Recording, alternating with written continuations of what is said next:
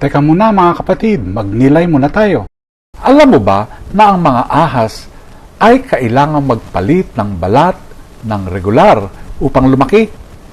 Kung hindi, ang lumang balat ay pipigil sa kanila, magdudulot ng impeksyon at maaari pa nilang ikamatay.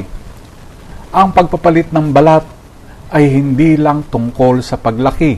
Ito ay tungkol sa kaligtasan at pagbabago. Sa Ebanghelyo ngayon, sinabi ni Jesus na kailangan ang bagong sisidlan para sa bagong alak. Ang pagdating niya ay nagdadala ng bagong buhay at bagong pananaw. Kung ipipilit ito sa luma at matigas na anyo ng relihiyon, ito ay mababasag. Sa Genesis, nakita natin sina Rebecca at Jacob na nakakulong sa lumang pattern ng pandaraya upang makuha ang pagpapala. Nahuli sila sa siklo ng inggitan at panlilinlang sa halip na magtiwala sa plano ng Diyos.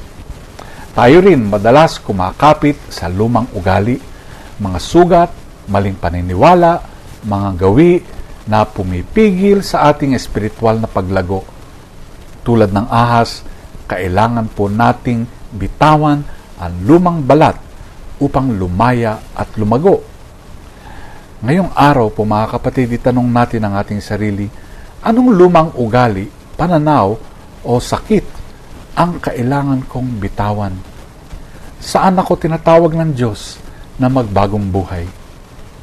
Huwag tayong matakot sa pagbabago, sapagkat dito tayo lalago kay Kristo. Pagnilayan po natin ito. Amen.